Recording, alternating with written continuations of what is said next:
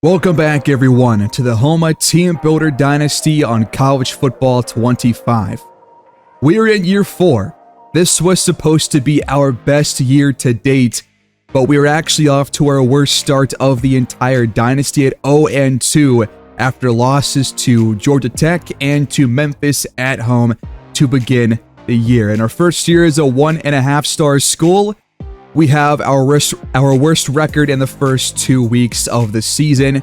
After what happened against the Yellow Jackets back in week 1, that week 2 game against Memphis was extremely disappointing and kind of concerning for the future of this team, because we are the highest overall we've had in this series. We went up 4 overall points between year 3 and year 4, and now we have to go on the road without a win to College Station, Texas to face the Texas A&M Aggies on the road. They're ranked number 20 in the country, and if we can't win this game, we will enter conference play with 0 wins on the schedule. Before this recording, I went through both sides of the football, the offense and the defense, to look at our strengths, weaknesses, all based on ratings, and here's what I found. Accuracy is not a concern for our quarterback. We've seen that in the first 2 games. We have passed about, I think, 87% completion percentage so far through these first 2 weeks. And despite that, we have only put up 27 points as an offense in total through those first 2 games. Running back elusiveness is also not a problem. We have plenty of that with all 3 of our tailbacks on the top 3 of our depth chart. But where we do lack some playmaking skill is on deep route running. We have pretty good short and medium route running with the top 3, top 4, even top 5 players at wide receiver, but deep route running is the weakest part of that for every single player on the offense. So we're going to have less deep throws in the playbook going into this game against the Aggies. And what I also found was along the offensive line. Our left tackle, Isaiah Crowder, and left guard, Grant Huff, are both really good pass blockers especially, but also are really good run blockers as well. That is not the case for the right side of the offensive line. Robertson still has some questions, but is still probably the best fit for us at center at this point. But our right guard is a pass protector only. He is terrible in blocking for the run. And our right tackle, Reggie Cole, has now been benched. I put in Jermaine Houston because he is a better pass blocker, and although his run blocking is worse, it's still not worse enough to where Reggie Cole, who allowed 3 sacks last week, should be starting in this week 3 game. I also decided to put Scooter Page back in the slot where he was the starter for us back in the first year of this dynasty, but now as a redshirt senior, he's back in that role. We had Nelson there for the first 2 weeks and for a lot of last year, but I do feel like it's better to have your faster guys on the outside, which is Nelson and Javon Moore. So we're going to have those 2 guys be our number 1 and 2, and then have Scooter Page be in the slot on plays where there is a slot wideout. Defensively, our pass rush depth is the biggest plus of this entire defense, the biggest strength of our defense across the entire defensive line. We have so many players that can rush the passer, and we're going to be using this more often, especially in zone coverage, which will occasionally allow some chunk plays for offenses that have a really good offensive line, which could be the case for the Aggies. We'll have to check here in a moment. But because we have so many players that can rush quarterbacks, we need to be calling more blitz plays, and because we are not good at man coverage, that needs to be a zone blitzing scheme the rest of the season until things fall apart once again. I also looked at our secondary once again and found that besides Juan Bolden, we actually have some really good zone coverage corners, including Malik Moon, who I've put now at our number 1 spot because we're calling more zone coverage plays. And we've got DeMarvin Holland, who is good in both man and zone like Malik Moon is.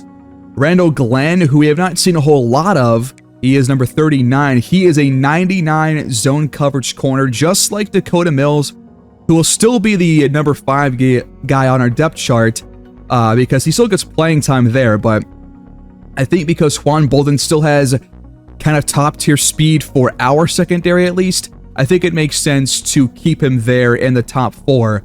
But we'll have our top 3 guys be our main zone corners. And because our safeties also are better in zone than man coverage, zone just has to be the go-to coverage for us pretty much every down. Zone coverage also allows us to rely less on the speed of our corners, which is, again, one of the biggest weaknesses of this defense.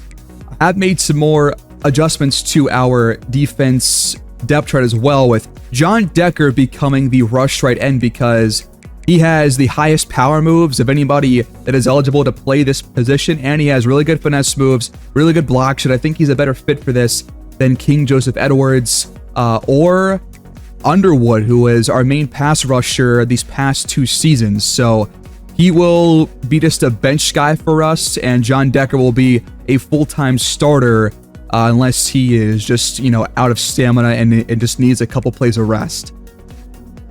I have also moved DJ Dean back into the rush defensive tackle spot. He just weighs 70 more pounds than Dorian Combs does, and despite Combs having a sack last week, he does not have the block shed that Dean does, and Dean has better power moves, and I feel like with that combination of block shed, power moves, and strength plus still really good finesse moves, I think he's just a better all-around fit for that spot as well. What I'm showing you now is the overall defensive game plan. Again, we are just going to really focus on zone coverage here, and I did want to also include plenty of zone blitzing, including one play that I am a big fan of, which is somewhere here. It's a crossfire blitz, which means we have 2 linebackers kind of taking each other's gaps over middle of the play. We have that somewhere, if I can find it. Here it is. So in normal sense for offenses, we will have, again, a crossfire blitz. This tends to confuse offensive linemen. So again, zone blitzing, a focus for us going forward. And we're trying to just really call a lot more zone coverage than man coverage because, again, man coverage has been allowing a lot of big plays and zone coverage hasn't. And as I mentioned, I have retooled the offensive playbook. I have switched a couple plays around and really taken out most of the right side runs. There still will be some, but all of the higher star plays and almost every down when I am calling run plays over pass plays, it will be focusing on running to the left side behind our left tackle and left guard because, again, those 2 guys are far and away our best run blockers on the team. And hopefully this offensive line can be better in pass pro. I think that swapping out Reggie Cole for Houston will be a better fit because Houston, when he was moved to right tackle last year, played very, very well the second half of the season. So I'm hoping to keep things up there. So 2 very big changes to our playbooks on either side of the ball, but after this 0-2 start, a change was needed, and I think this will be better for the offense. And we'll just see what happens here against Texas A&M. Meanwhile, for the Aggies, they are an 88 overall school. We are an 85 overall school, so we're actually not that far apart in terms of the player ratings, and their quarterback is about the same level as Stephen Brady. They have got 4 guys that could be a starter right now, but Miles O'Neal is the guy under center. Their running back room is also actually kind of worse than ours currently is. Their weapons must mostly be on defense. They have Joe Harris, their number 5 receiver, who has 96 speed. Otherwise, our corners can actually match up pretty well when they're in man coverage against this kind of speed here. They do have a couple of tight end guys that are very quick, which will create some problems for our linebackers in man coverage. And their offensive line, they don't even have any left guards, it seems, but their offensive line seems to be not as good as expected, especially at right tackle. Defensively, though, there is plenty of depth along the defensive line. Their linebackers seem to be the center of this defense in terms of their biggest strengths, while they have a really good corner in Des Ricks, their number 1 guy, who's a redshirt junior with 94 speed. Can our receivers get open against these secondary players? Let's go find out. Here we go, everybody. The home of the 12th man welcomes the Houma Bobcats here to Kyle Field in College Station, Texas, to take on the Texas A&M Aggies, who look to move to 4-0 on the season.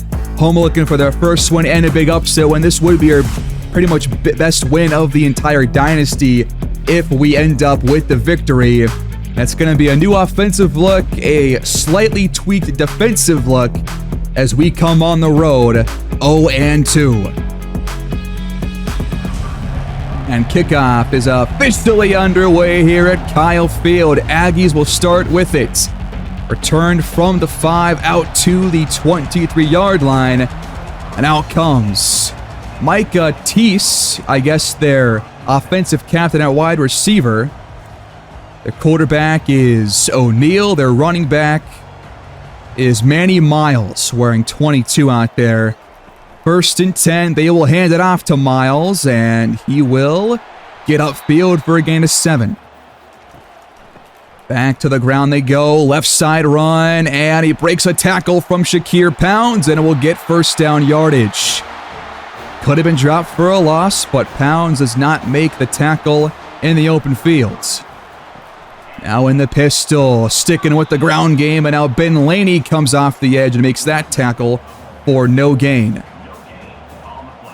We got trips towards the top of the screen for Texas A&M here in the Texas rain. Screen setting up, and he gains 6. First 3rd down for this defense, and that's going to be a conversion. Now running right is a sweep, and Miles will have first down yardage. 4 runs for 24 yards on the opening drive. 1 pass, 4 runs so far. I guess 2 passes. 1 was a screen. And now running left is the backup Balkison, and he is not going to find a lot of room there. He will stay in on 2nd down and 8. Now inside the Houma 40-yard line are the Aggies. Motion comes, couple of fakes, and coming off the edge, it's Malik Moon. A sack in each of Houma's first 3 games. So it's 3rd and forever for Texas A&M. O'Neal under pressure, has to throw it away, and the defense gets off the field. Good pass rush, good pressure, and we force a punt on their opening drive. And we will start with it from the 26. So after the adjustments, what does the offense look like here on the opening drive? We start with a run as Karan Boyd might have just had one of his longest runs of the season already. This, by the way, is the 8th toughest place to play in the nation, as Boyd is swallowed up for nearly no gain. It's 3rd and short for the offense here. What do we call just a couple inches out from another first down? We're going to hand it off, and Boyd is stuffed. So punts forced by both defenses, and now the second drive starts for the Aggies as Miles stumbles his way to an 8-yard pickup. 2nd and short, right side run, 1 yard.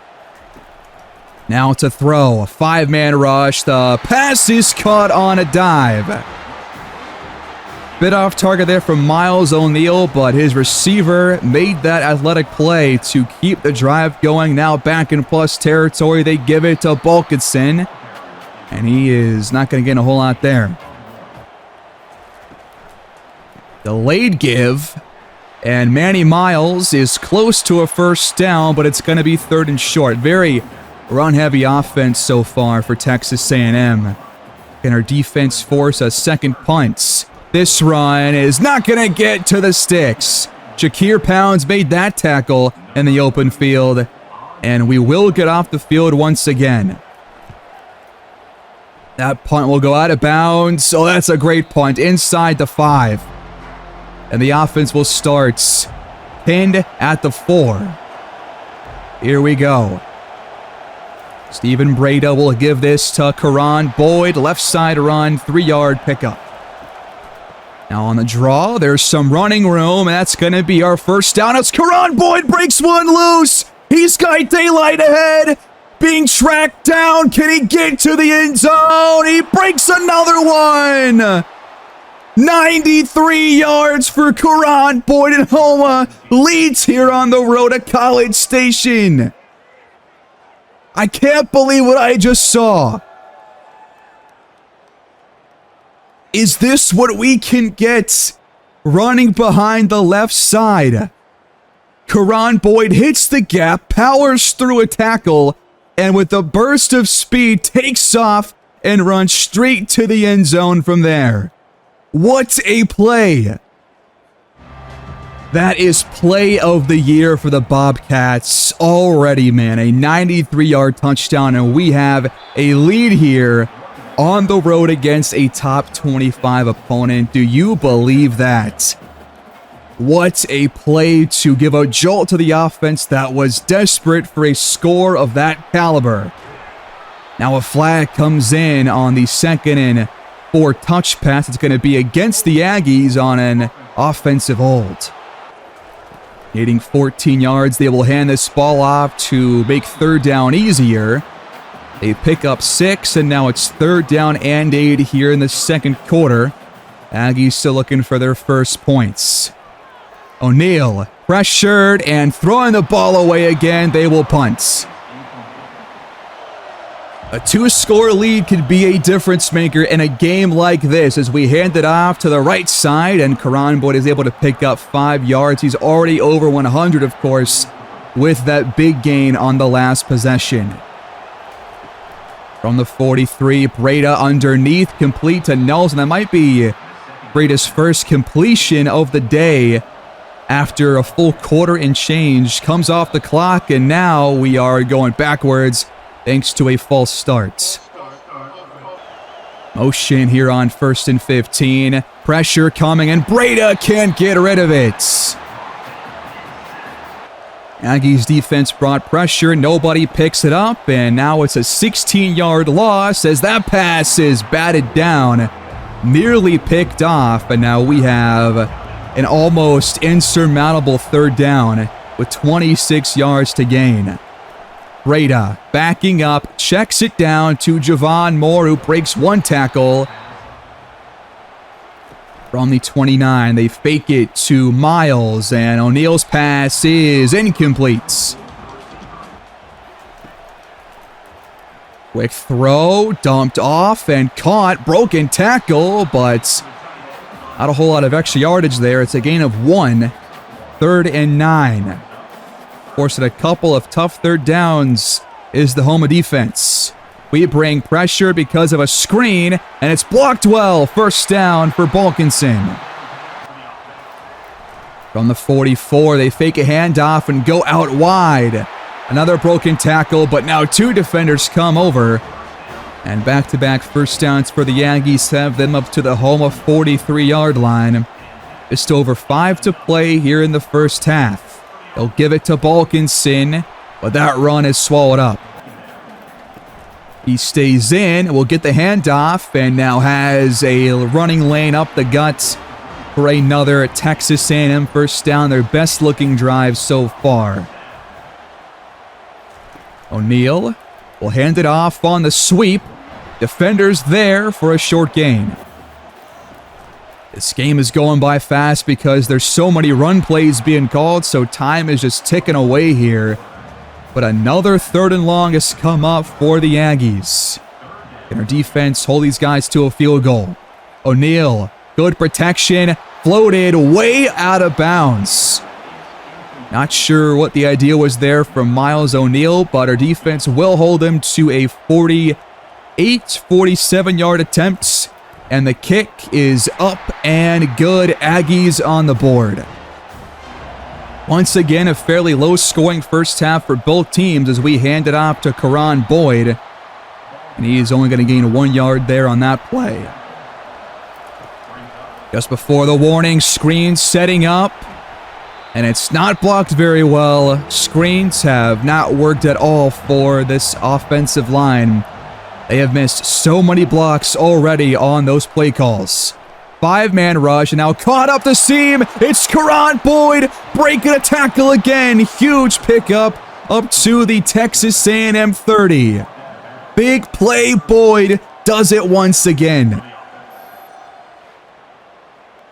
It was a good throw by Breda, but a better route ran against Jernigan, who is a linebacker for the Aggies. Just a mismatch there for their defense. And now we take over on the other side of the warning in scoring range. On 1st and 10, we're going to throw it.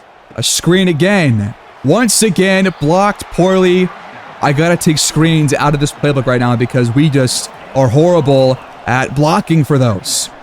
Breda over the middle has a man. That is CJ Nelson for a 20-yard chunk gain. And now it is essentially 1st and goal for the Bobcats. Draining some clock here. Caught by Javon Moore at the 5. We've had pretty poor red zone offense to start the year. And now 3rd down coming up after the second straight catch for Javon Moore. We are 3 yards away, approaching halftime. They bring 4. Breda will scramble. He will dive his way in for 6. This is how you come out against a team as good as Texas A&M. You score on a couple of big chunk plays, you drive down the field, and you play good early defense. What a start against our toughest opponent on the schedule. This offense does look a little bit different, does it not? Aggies take over from their 20, trailing now by 11 points. Defense has been stout so far as that pass is knocked away on a dive by Dominic Maloney. Him and Pounds out there right now as the 2 linebackers across the middle. O'Neal to throw it. It is caught at the sideline. Tough grab. They've had 8 first downs, but only 3 points to show for it. They still have all 3 timeouts, so to close this first half, they'll check it down to the tight end for a 2-yard gain. This pass is caught on the outside. Tackle will go out of bounds, I guess, so they still have all 3 timeouts. Still shy of their 45-yard line. We bring 4. The pass is knocked away by Shakir Pounds. That will force a punt. And we might just steal this ball into halftime, leading 14-3. The punt is brought out from about the 11 up to the 26, and that will end the first half. We go to halftime, shockingly in front here in College Station. Thanks to that man right there, Karan Boyd. A couple of huge chunk plays have led to 2 touchdowns. One was on the ground, one was a catch he made on a pass from Stephen Breda, and this offense has looked very different compared to the first 2 games of the season. And if we can keep this up, especially our defense, then we have a real chance to come out of this with our first victory here in year 4. The second half begins. Houma will have it, leading by 2 scores, starting with a run and sweeping left, dropped for a loss of 4. That was a bad block on the edge by, I believe that was our left tackle, Isaiah Crowder. Now we dump it off to Miles Springer to make 3rd down a bit easier. But still 8 yards to go for Stephen Breda. He will throw. Now trying to extend the play, and he is hit from behind. The pass goes incomplete. After a punt, the Aggies will take over inside Houma territory. Loss of 1 there for Manny Miles on the first play from scrimmage. This defense right now is playing really hard football, and I can really appreciate that. But now they're going to get a first down up inside the 30-yard line. 1st and 10, delayed give, and a hole opens up right up the middle for Manny Miles. averaging 6 yards per run so far. And this drive is looking pretty promising for Texas A&M. That pass is caught. Gain of 4, now 11 yards away from the end zone are the Aggies. We'll give it again, right up the guts. A broken tackle and a first down for Manny Miles brings up goal to go for the home team, looking for their first touchdown of the game here in week 3. O'Neal's pass is caught. He is stalled at the goal line. 5th catch for Jaden Platts. And that sets up 2nd and goal from the 1-yard line. Can our defense hold? They cannot. Touchdown, Texas A&M. And the offense will go for 2 to close the gap down to just a field goal. They will fake the handoff. They dump it off to Platt, and he is once again stalled at the goal line. And Houma, hanging on to a 5-point lead, now will return the kickoff from the 7-yard line. Nelson on the return up to the 20. 1st and 10 starting in speed option, and Breda is dropped for a loss of 3. So far, option plays have not worked well for the offense, and now pressure comes. Breda has good protection, and the pass is caught by Scooter Page for a gain of 11 to bring up 3rd and 2. Aggies stacking the box. Ready for the run. It is going to be a run, and Boyd is not going to get there. And we go 3 and outs on the first 2 drives of the 3rd quarter. Punted away by Andrade. Return from the 32. Great tackle by Juan Bolden. On 1st down, the go play action. Pressure comes. The pass is incomplete. Now dropping back. O'Neal underneath for Platt, his tight end, turning upfield. Big gain for a 1st down and more.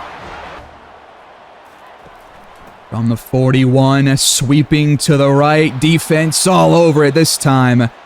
Nice tackle made by Malik Moon, who has been one of our best defenders in these first 3 weeks of the season. O'Neal has time to throw, and a man wide open for a big gain. Not going to be a touchdown, though. He's inside the 1. That guy is absolutely huge. That is one of the biggest receivers I've ever seen in college football. This guy is a massive player. It's a 41-yard pass that looked like man coverage. That was Randall Glenn. That apparently got beats. Now goal to go for the Aggies, looking to take their first lead here. And they will get in for their 2nd straight touchdown. This time it's Manny Miles. And Houma is now in some trouble. They will go for 2 again to boost their lead to 3. Motion comes. They pitch it to him, and he is gonna get in. Pounce could not make that tackle in front of the goal line, and we trail 17-14 now with 3 and change to play in this 3rd quarter. Good return here up to the 25-yard line. The offense has to avoid going 3 and out for the 3rd straight time. We're going to throw it on 1st and 10. Pass caught by Javon Moore for 9. Back to the air. Quick throw. Caught Scooter Page across the 40 with 1st down yardage. Breda hands it off. There's space on the right side as Boyd spins out of a tackle and once again is making plays with his legs. From the 41 now, best drive of the half for the Bobcats here. We run it left. Boyd picks up 3. Empty look on 2nd down. Crossing route, and it's caught by Nelson in stride to bring up a huge 3rd and 2 from the 33-yard line. And we will call it before the quarter ends. Breda scrambles and slides to end the quarter. Houma on the move, trailing by 3. Start of the 4th with a run. That one's going backwards. Just not blocked well at all. And now back to the 23-yard line we go. Got to get closer for a good 3rd down chance. We've got some space on the right side here. Gain of 8 for Karan Boyd. Now it's 3rd and 5. Aggies looking for their first stop to a field goal on the day. We go with a reverse, and that's not going to have a chance for a first down. No gain for Javon Moore. And the field goal team comes out. George Lincoln from 33 yards away ties the game up. We have a thriller here in Texas. On the 26, Aggies start with the handoff. Good wrap up there by Hunter Haynes. Now to throw. O'Neal underneath. Knocked away from Platt by Maloney. And now a 3rd and 7. Showing man coverage. We bring 5. O'Neal under pressure. Incomplete. Very impressed by our defense so far as we force a 3 and out and now have a chance to retake the lead here in the 4th quarter. We start on the ground. 3-yard pickup for Karan Boyd. Still no appearances for Kiki Newcomb, who is our backup tailback we brought in as a transfer.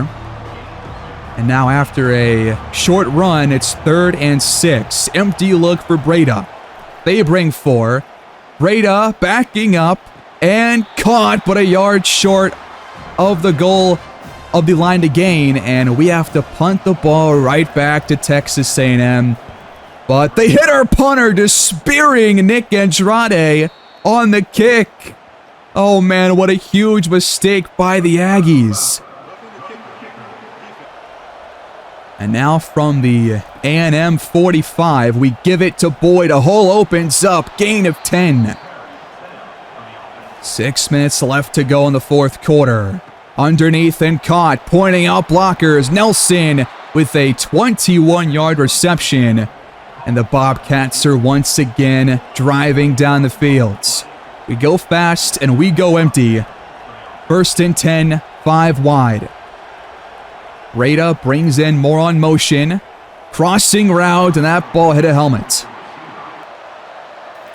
2nd and 10, right up the middle. Nothing opens up. Quite a bit of 3rd and long plays for both offenses here. We're 12 yards out from the end zone. Breda has good protection. Now he takes off and gets first down yardage, and he hangs on to the football as well after a big shot. The drive continues. Knocking on the door. Goal to go for the Bobcats with under 5 to play. We hand it off. Karan Boyd untouched in the end zone for his 2nd touchdown of the night. Or of the day, I guess. It's a midday game. What a day for number 17. A breakout game for Karan Boyd after the first 2 weeks. The run game was completely stagnant.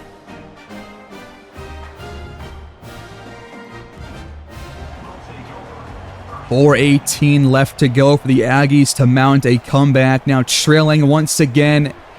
They hand it off for a 1-yard pickup. Manny Miles back in. Pressure comes off the edge on the play fake, but the pass is caught on the outside for a gain of 7 yards. We're showing blitz on 3rd and 2. They hand it off, but the box is completely stacked, and they will have to punt the ball away. This defense is putting on a huge display of run defense and bringing pressure on quarterbacks as the return does not net a whole lot. And we take over leading by a touchdown. A couple of first downs will close the door on the win. Pass caught. This is Scooter Page making one-man miss. Gain of 10. Passing on first down. 5-man rush. Caught over the middle by LaShawn Gray. That's I think, his first touch of the game to this point. So after our playbook changes, let's kind of phase out our tight end game a little bit. Under 2 to go now out of the warning, and Boyd is stuffed on the run. 2 timeouts left for the Aggies. We hand it off to Boyd, finding a crease and picking up 6 yards. They burn their second timeout, and here at Kyle Field it is 3rd and 3 for Houma. A first down, I believe, wins the game. We hand it off, though, and we lose 5 on the give. Can our defense muster one final stop? O'Neal overthrows his receiver. Had a couple of steps there, too. Costly miss from Miles O'Neal brings up second down. Another deep shot. This time it's caught and he goes out of bounds. But it's a big chunk play. One of only a few on the day for Texas A&M. Hoping to avoid their first loss on the season. And now O'Neal is sacked. DJ Dean back in the role of rush defensive tackle. He comes through late. And they have no timeouts left. They have to go fast. Loss of 9. Brings up second and long. The pass is dumped off. And they get 13 yards back. 3rd and 6 from the Houma 48. We bring 4. O'Neal rolls out, throws it deep, out of bounds. And now it's 4 down territory the rest of the way. This could be the game-clinching play for the defense. O'Neal, good protection. Trying to extend. Nobody open downfield, and he is going down! Draymond Gates, the game-sealing sack! And the Houma Bobcats have stormed into College Station for an upset victory. Their first of the season.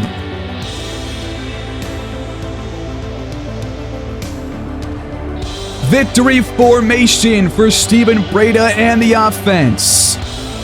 The clock runs out for the Aggies here and their home turf.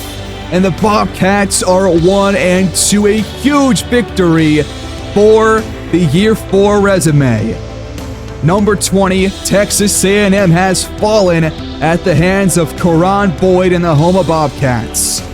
What a way to get your first win entering conference play going into next week.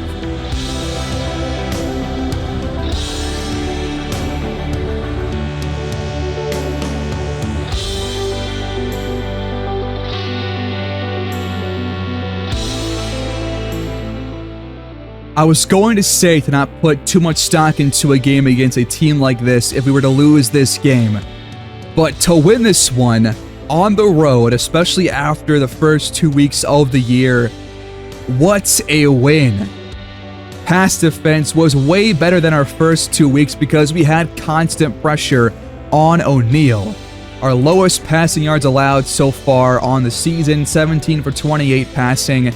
No turnovers forced, but I take this performance over any other one. This was a great win.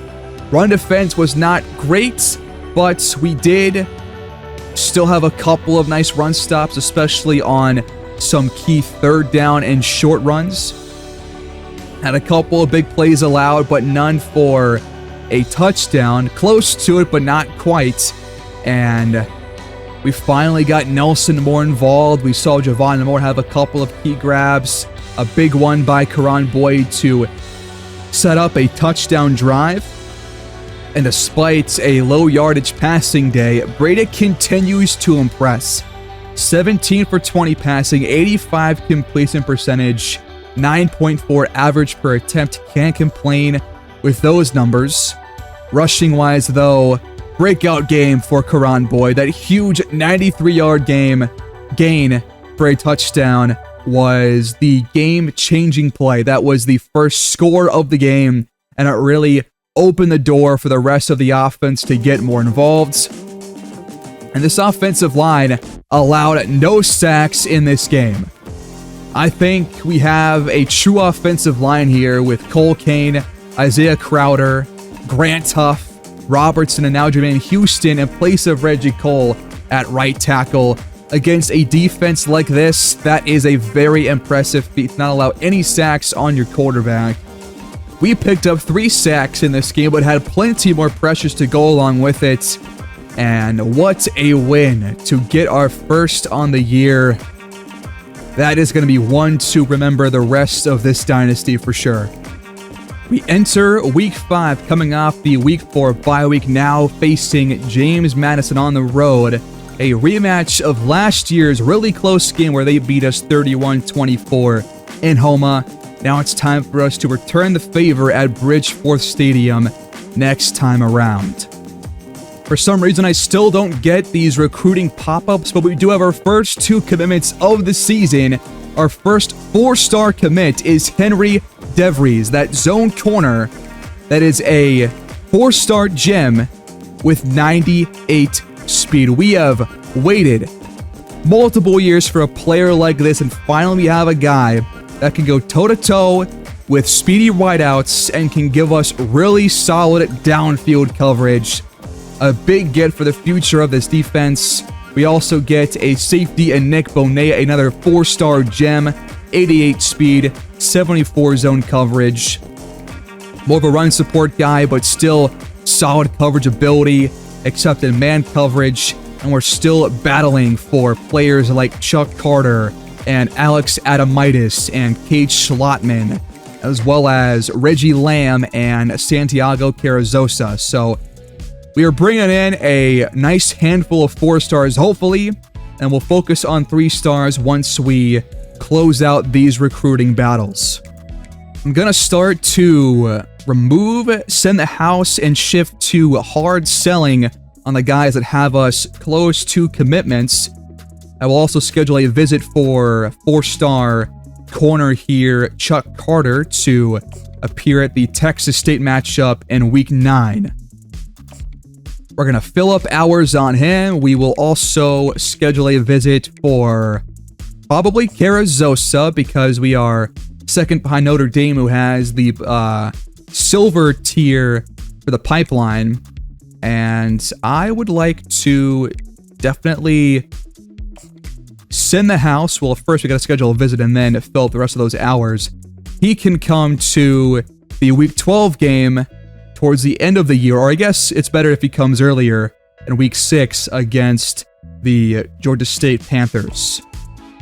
If things go well, we should get Schlotman, Adamitis, Carter, Lamb, and Carrizosa here soon.